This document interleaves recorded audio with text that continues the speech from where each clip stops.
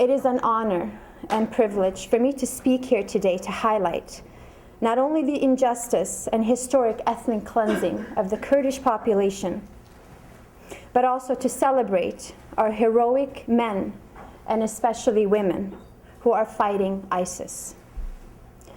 My name is Nadia Yassin. I'm a Kurdish Canadian resident. I was born in Erbil, Kurdistan. I escaped with my family to Sweden at the age of 4 and relocated to Canada 5 years later.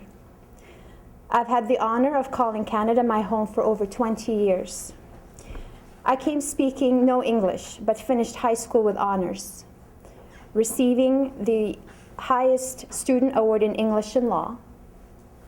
I have a degree in business commerce from the University of Toronto and a health and fitness degree from George Brown College.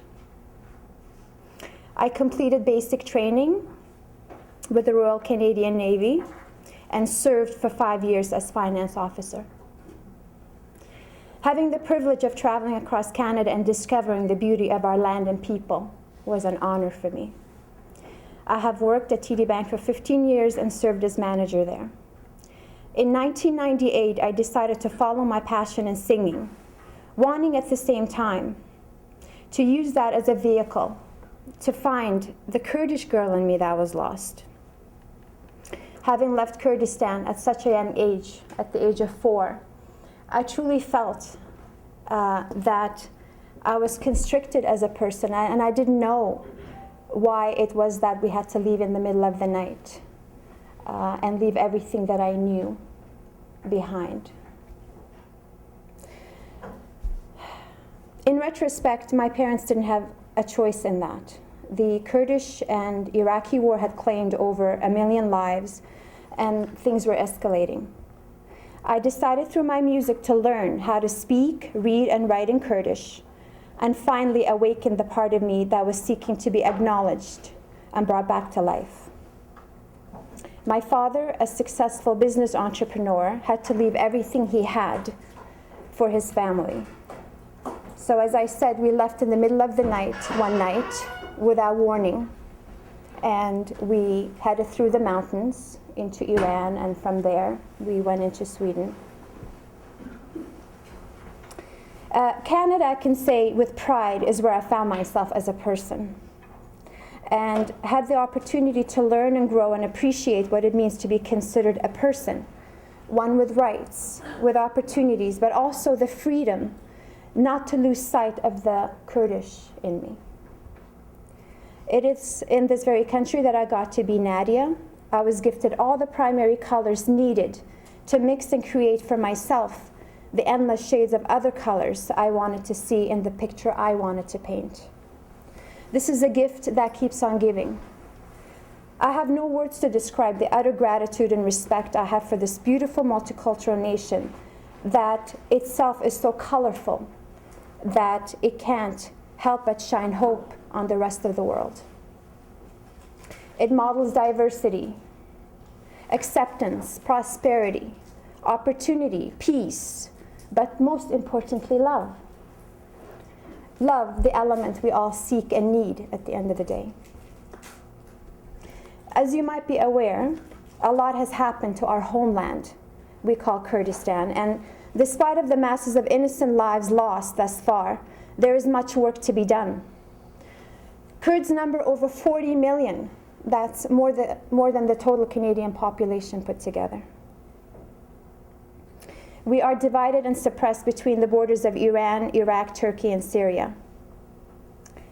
We have no country to call our own. That's the tragedy. NATO has penned PKK as a terrorist group, a label forced by Turkey because it is a member of NATO. PKK was formed in 1978, but didn't pick up arms until 1984. That's 6 years later. You might wonder why.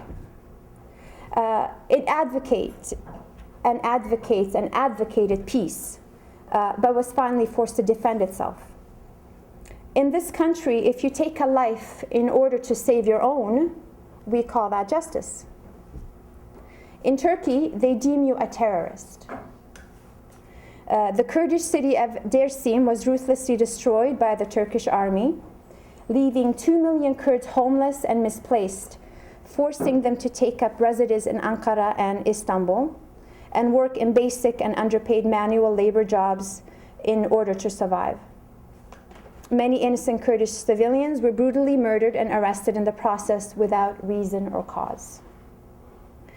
HDP is a political party that seats 80 elected Turkish and Kurdish members in parliament, and 30 of its members are imprisoned for merely proposing peace and unity between the Kurdish and Turkish community. Their seats are left empty in a male-dominated society. So these 30 members that have been imprisoned, they don't have a voice in the Turkish parliament. And you can imagine, you're in a political party in order to speak your agenda, but as soon as you do, you are put into prison. So in a male-dominated Middle Eastern society, PKK's head leadership is comprised of a man and, lo and behold, a woman. I haven't seen that before, 2 leaders, but that's pretty remarkable, I think. 40% of its coordinators and organizers are made up of women, not only fighting in war shoulder to shoulder with their male counterparts, but they also lead the organization in a 1-to-1 ratio in every major post. This is commendable and to be admired even in our democratic establishment. These heroic girls and women, as we speak, are still fighting the battle against ISIS. We have Hana here sitting at the front. An honor to meet you, Hana, and you were there for a year fighting. In Kobani, was it? In Rojava. And she still wants to go back, so I want to give her a hand today. I want to thank you for that. So they're never seen, these ladies who fight, they're never seen before. Courage and passion has left the world speechless and in awe. ISIS has raped, kidnapped, and murdered innocent girls and women. Turkey has supported and accommodated ISIS by housing them, by providing medical care to their wounded, and has allowed them to use Turkish grounds and routes to terrorize Kurds in Syria and elsewhere. Today, inside Turkey, it is illegal for Kurds to speak their language, to partake in social media, or engage in politics. Any media, so that's Kurdish, Turkish, whatever you want to call it, that supports the Kurdish cause or even unveils what's happening to the Kurdish suppression by the Turkish regime, gets shut down immediately. So to be considered a person is not a privilege. We're all gathered here today because it is this common principle that binds us as human beings. I pay homage to Canada as a nation for today representing this principle. I pay homage to the people of Canada for practicing this fundamental principle. I also pay homage to the many heroic and courageous men and women who so readily put their very lives on the line for this very principle. So now my question to you, ladies and gentlemen. Who then would you consider the true terrorist here? I want to thank you again for taking the time to be here and giving your attention. Thank you very much.